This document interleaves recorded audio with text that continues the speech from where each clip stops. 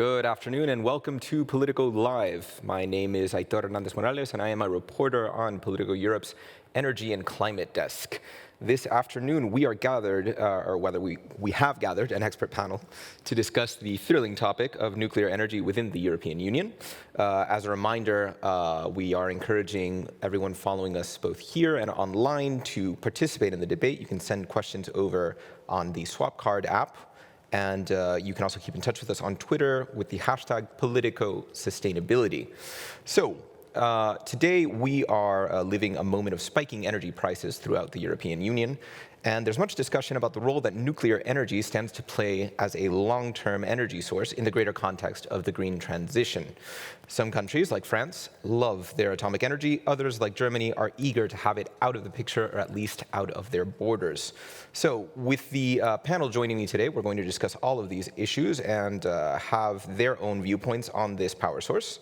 We'll also be looking into major topics like the upcoming addition to the bloc's taxonomy for green investments, the reality behind the rumored nuclear renaissance, and of course the contrasting talk of a grand nuclear phase-out and the overarching topic of energy security within the bloc. Let's get into it. So joining us today, first of all, here on stage is Patricia Lorenz. She is an anti-nuclear campaigner with Global 2000, linked to Friends of the Earth Austria. Then joining us online, we have Yves Desbazeille, Director General of the European Atomic Forum. Welcome. Massimo Garribba, Deputy Director General responsible for the coordination of EURATOM policies at DG ENER with the European Commission, and Henna Virkkunen, MEP from Finland. So welcome all of you. Let's get started with Massimo. Yesterday, EU Energy Commissioner Kadri Simpson delivered the keynote speech at the opening of the World Nuclear Exhibition in Paris. And as part of her remarks, she talked of there being, quote, a growing sense of realism about the need for complementing renewables with baseload electricity production and, quote again, a renewed interest for nuclear energy. She added that, quote, nuclear power is the most prevalent low-carbon source providing the baseload needed for the stability of the electricity grid, and also one that helps reduce reliance on imported fossil fuels, contributing to energy stability and security. So, Massimo, given those statements from the Commissioner, maybe we can just end the panel right here, because it would seem that the Commission is pretty convinced that nuclear energy does have a long-term future within the bloc as a source of low-carbon energy. Is that correct? Well, you might guess that I'm actually talking to you from the WNE. I'm in Paris right now, so I have followed with great attention what my commissioner has said. I think it's a little bit deeper rooted than that. We have, if you look at the last projections that the Commission did, that date back already to 2018, 2017, nuclear energy is projected to remain at the level of 15% in the energy mix with the horizon 2050. We are at 26% today, but if you look at the increase in the electricity use, which is expected between now and 2050, basically in terms of gigawatt electric that we need in the network, we are going to stay at the same level. Now, it is true that, like ever and always, the views on nuclear energy in the EU are completely split. They range from total acceptance, you mentioned France, to total rejection, and you mentioned maybe Austria. And I think that we have everything in between, if I may put it like that. What is factual and important to notice is that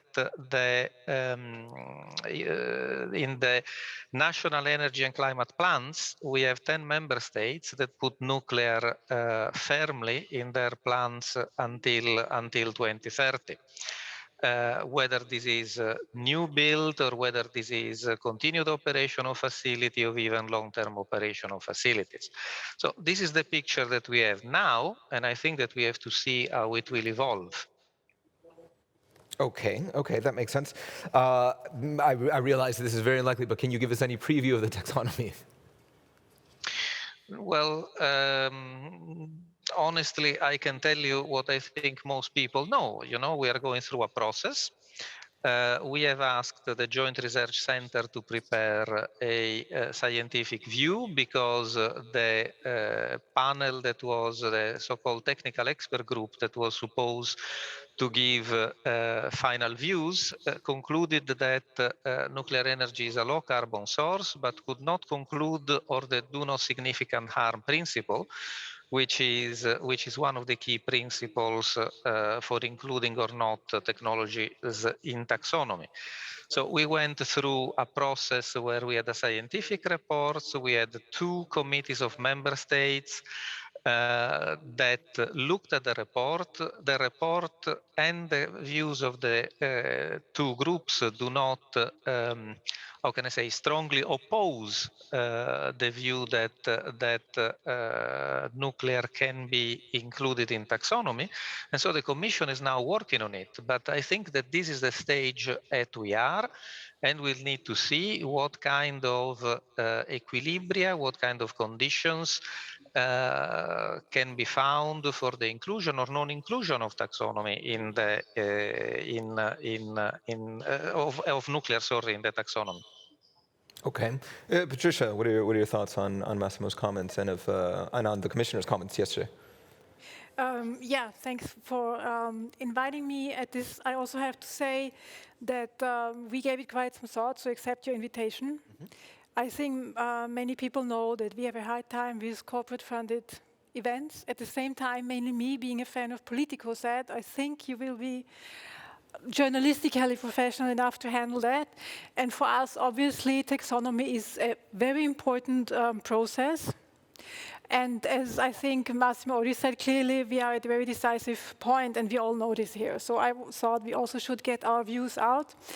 Yeah, I think taxonomy was a really great endeavor that the European Commission started. As was mentioned, there was the scientific report, the TEG. I see it, as you said, they couldn't arrive at nuclear doing no significant harm. And what happened next is certainly not scientific, although the Joint Research Center is much respected. But when you look at the report, I know, but I wouldn't call it scientific, because, for example, the big topic, which the big, super big elephant in the room for 70 years now, is, of course, the unresolved spent fuel and what to do with it and the progress and disposal. And the Joint Research Center simply concluded to put many pages into short. If they fulfill all the legal conditions that everything is safe, then it is safe. Yes, I also don't think they will have a legal disposal one day. It's just research is not coming closer, even further away, because during the taxonomy research, I again had to look again what kind of progress was done on this.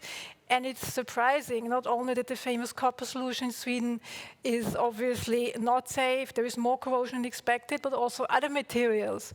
So that they are really, so to speak, closing in on a clear solution is not the case. So I think we cannot see how the Joint Research Center can call nuclear having no significant impact.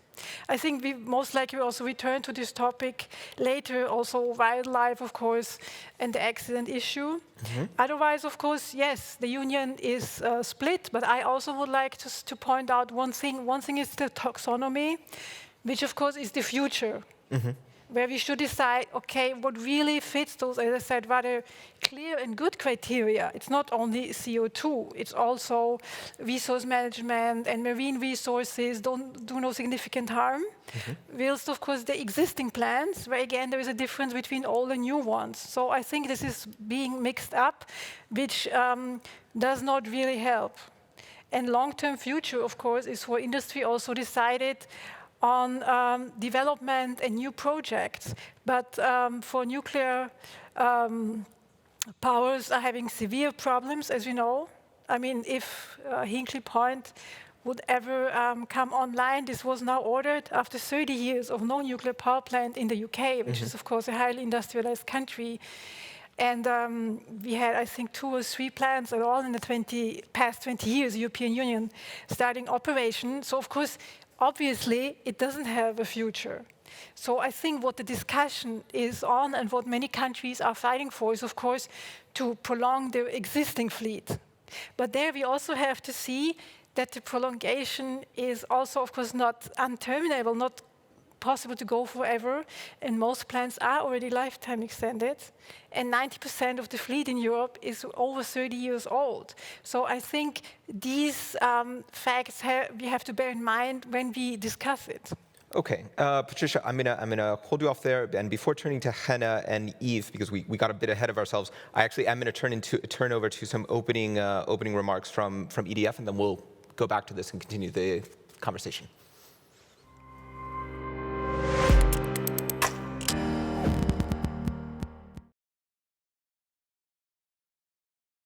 Ladies and gentlemen, distinguished guests, recently COP26 has underlined the social and political consensus to reach our climate goals. And it has also sent a message of urgency. As we all know, the world is not yet on track for 1.5 degrees.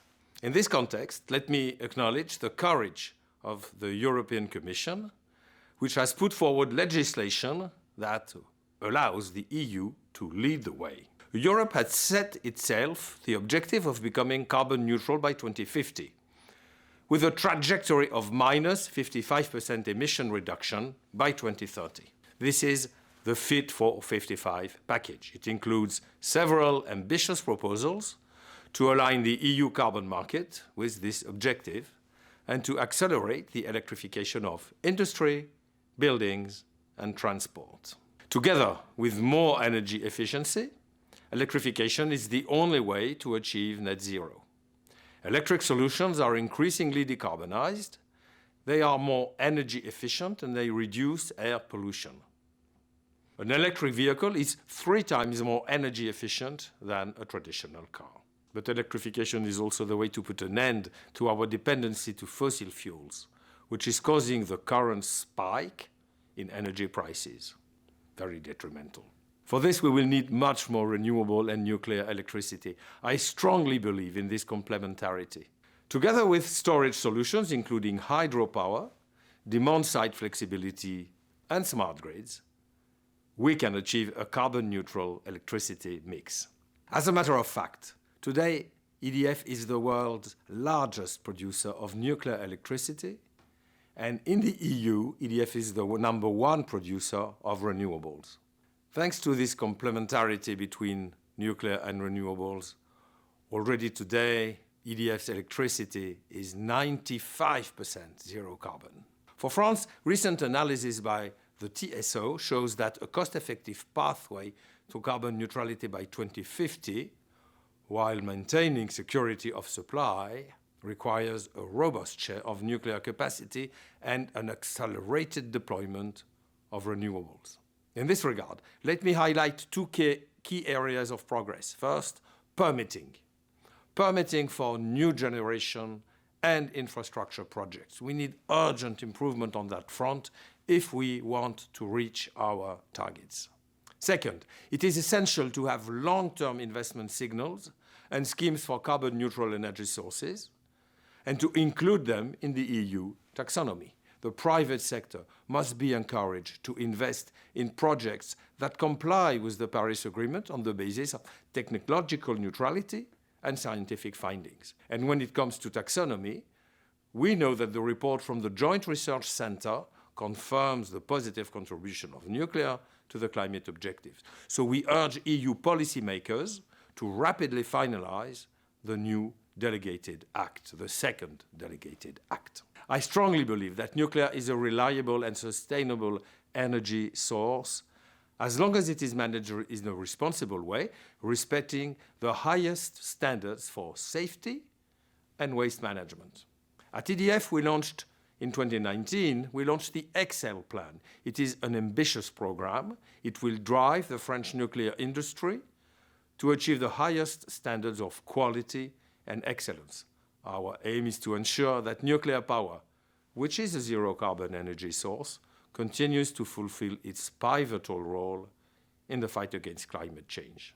Following the positive announcements very recently by French President Emmanuel Macron, I can confirm that we are ready to respond to the energy transition challenge with new nuclear reactors and with sustained renewable investment.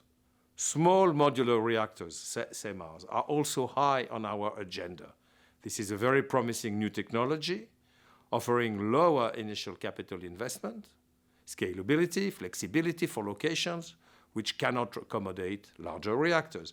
The deployment of SMRs can definitively help drive economic growth. We have joined forces at EDF with CEA, Naval Group, Technicatom and Framatome to launch a project. It's called NUWAD, our SMR project. We want to involve the European nuclear supply chain, and we believe the project offers a promising first step towards expanding the range of solutions for low-carbon baseload energy. Let me conclude by saying that I strongly believe that a sustainable Europe is within reach, provided that all decarbonized technologies can play their part. Thank you for your attention, and I look forward to an exciting and informed debate in the panel discussion.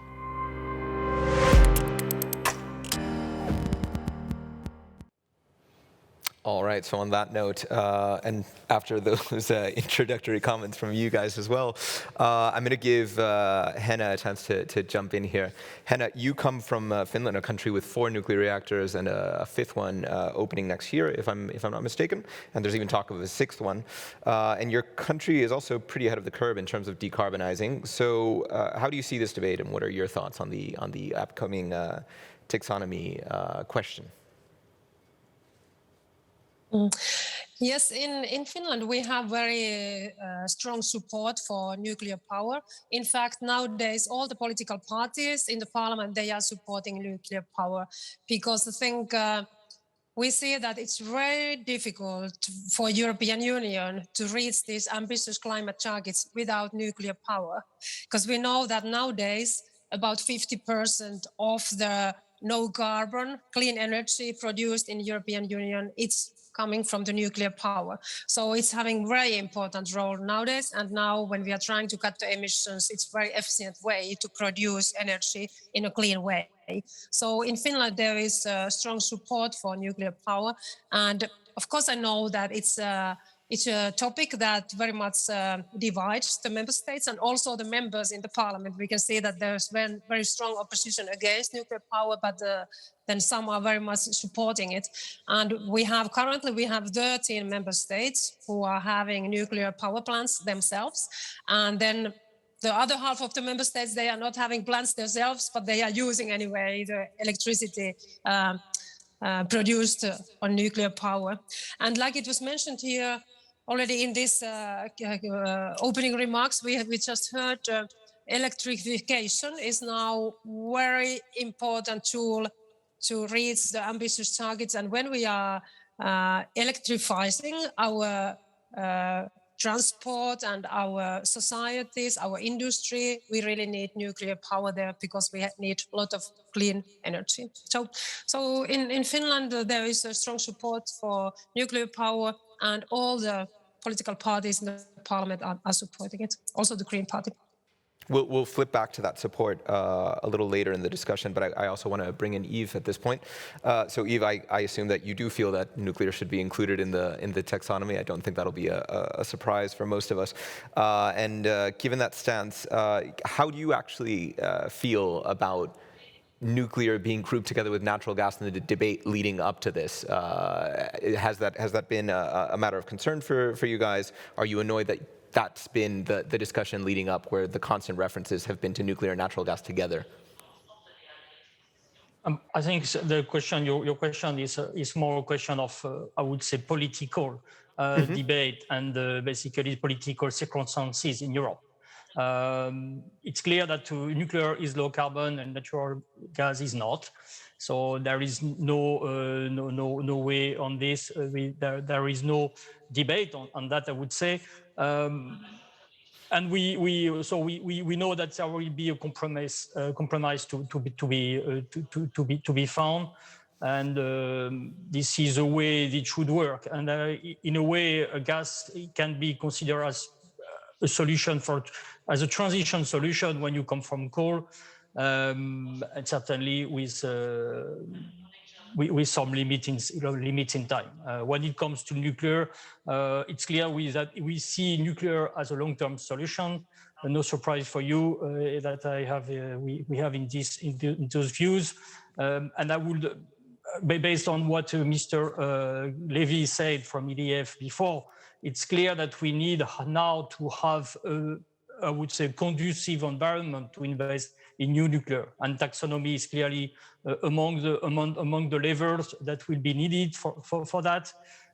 And there will be plenty of new build to be implemented in the years to come if we want to replace in the long run the existing fleet. And we believe it's something that will be needed. And we need to start right now this I would say this plan in developing a full new build plan. We see this in France happening now with Mr. Macron's recent statements. And at EURATOM, we believe that more should be done across Europe to also think about replacing the existing fleet and looking at potential new technologies in the future, starting with large reactors, maybe going to SMRs and even advanced reactors in the longer run. So in a nutshell, this is where we are coming from. And that's basically what we think is needed now to support the objective of the EU. Together with renewable, we believe that nuclear is part of the solution. Yves, before we move on for the taxonomy debate, I do want to ask you to respond to the comments that have certainly been raised about nuclear power, which is that regardless of the emissions debate, when we talk about waste, there are many who would raise issue with it being classified as green. How do you respond to that? And also, what do you think of proposals? I believe the Spaniards were among the ones talking about perhaps creating a traffic light system and having a yellow list, so keeping nuclear from the green taxonomy, but having it in a yellow classification where it acknowledged its role, but did not group it in with purely green energy sources. Yeah, with regard to waste, so I think it's something which have been clearly debated in the very lengthy report of JRC, 400 pages, very detailed report that conclude that nuclear do not more significant harm than other technologies. We believe it's a very important result. When it comes to waste, we know that there are some long-term solutions. There is, for example, a deep geological repository being currently under construction in Finland, on the Posiva site. It's something which is fully fulfill all the environmental constraints, because just to remind that Posiva is on Natura 2000 site, which have a very stringent constraint when it comes to environmental assessment. And the repository should be fully operational in 2025.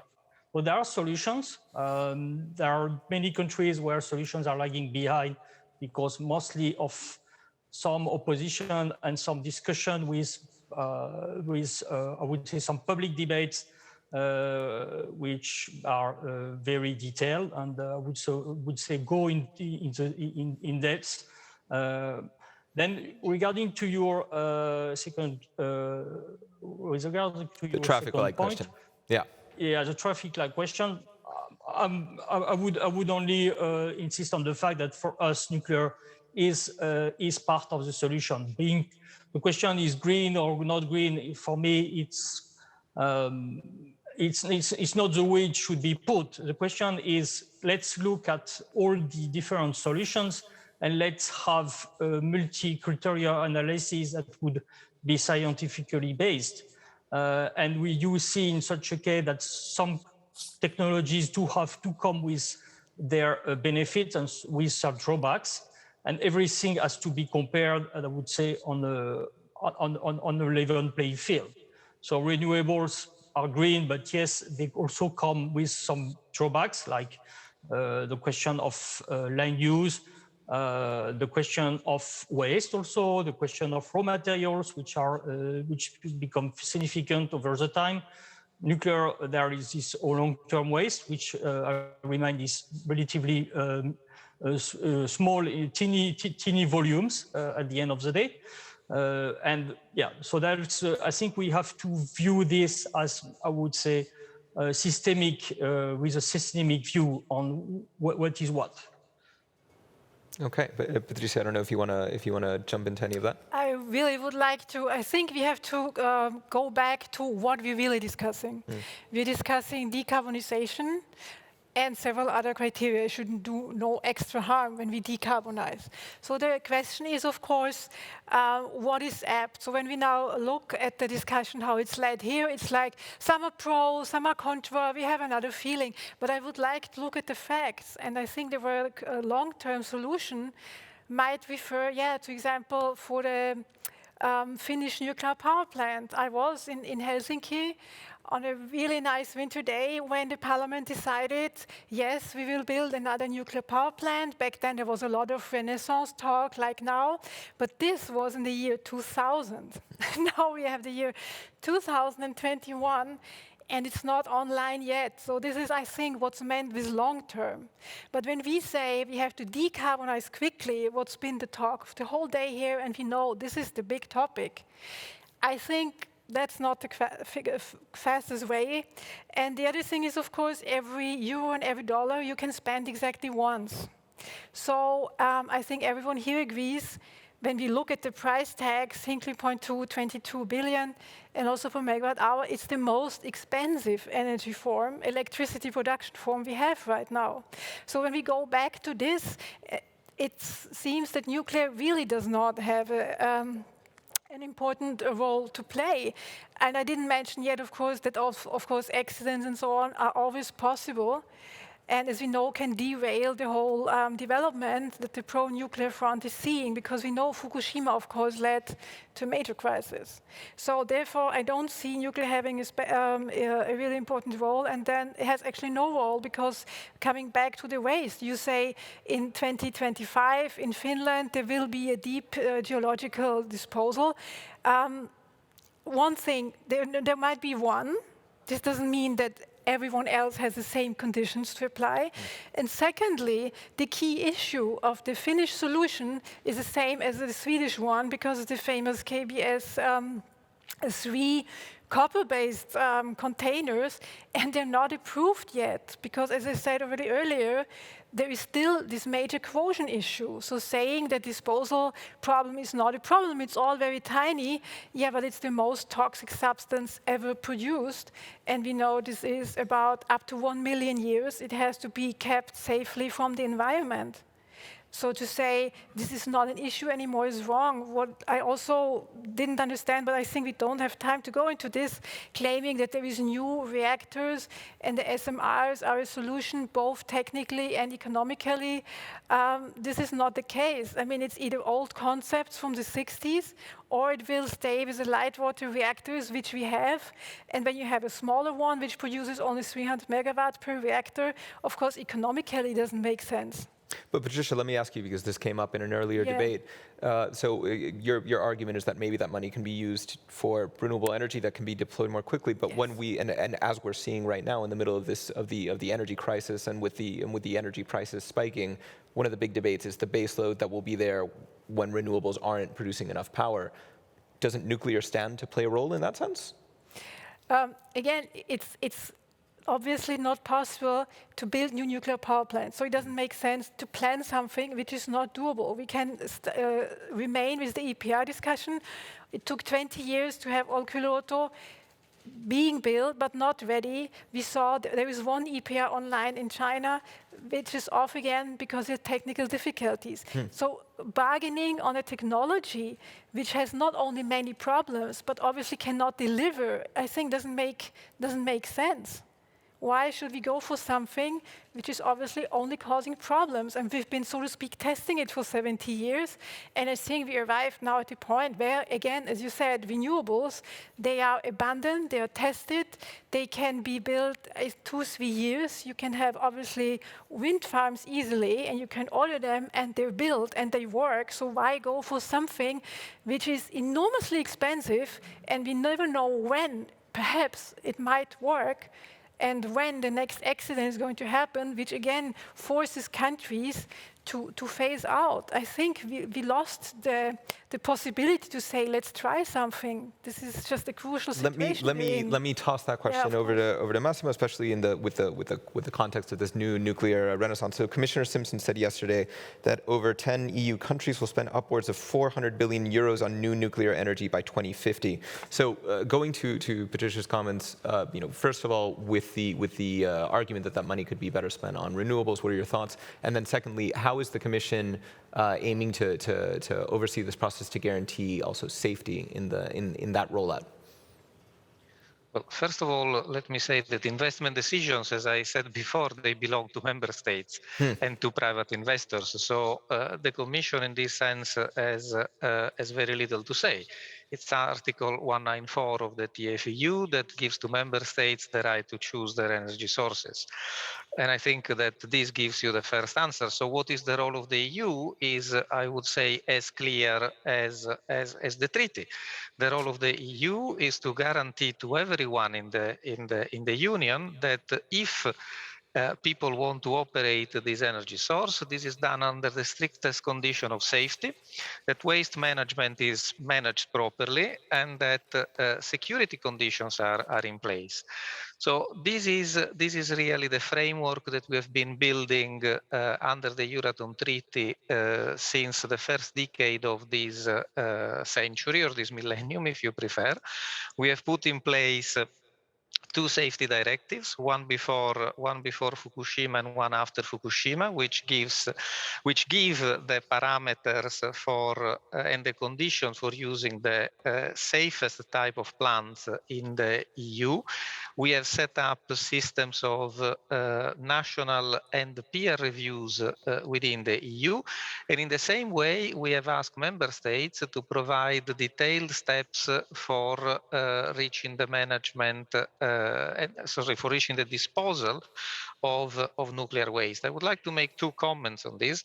The first one is that the temporary storage of nuclear waste is not a particular issue, in the sense that this is safely managed in the installations and in the countries, let me say, since the beginning of use of nuclear installations. However, it is true that we need to go to a clear and definite solution for that.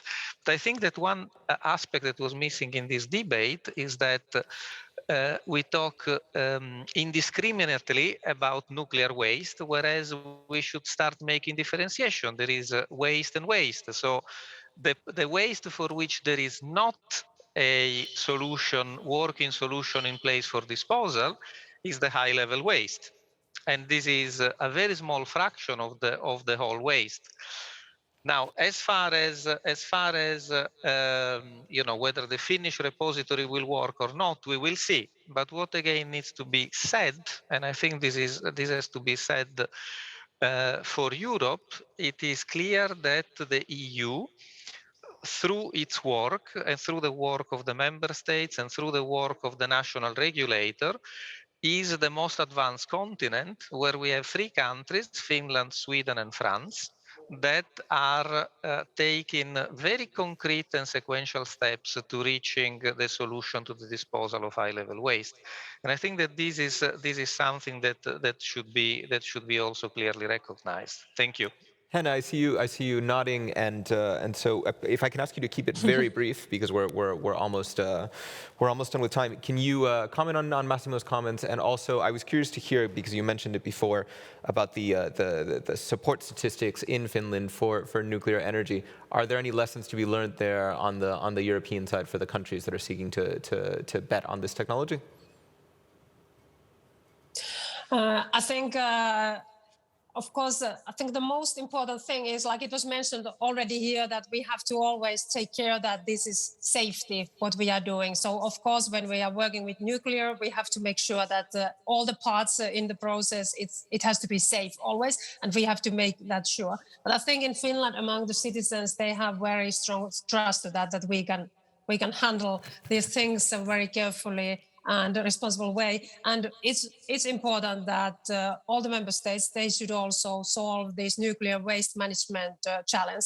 And like we heard already many times, Finland has been pioneer on this. And I think it's also one of the major steps all the member states have to also take here. When we use nuclear power, we have to also take care of the waste management in a responsible way. Okay. I would love to keep going, but unfortunately our time is up. If you're going to comment, it has to be super fast. Go ahead. One comment, very quick. Yes. On the question of cost, just wanted to refer to the very recent study of the French TSO, Yes. That compare very different scenarios. And just to highlight the fact that the cheapest scenario was the one which contains the highest share of nuclear. So when you use all the system costs and you combine all the system costs, then you realize that nuclear is the cheapest solution. And I think it's something that everybody should have in mind when looking at the future scenarios. Thank you. Okay. Well, unfortunately, we're going to have to leave it there. I want to thank all the panelists for participating in the debate. And I will go ahead and let you guys know about the next panel that's coming up. It's a spotlight discussion on whether the EU taxonomy is a green stall or a start. Please remain seated. The next session will start in just a few minutes. Thank you very much.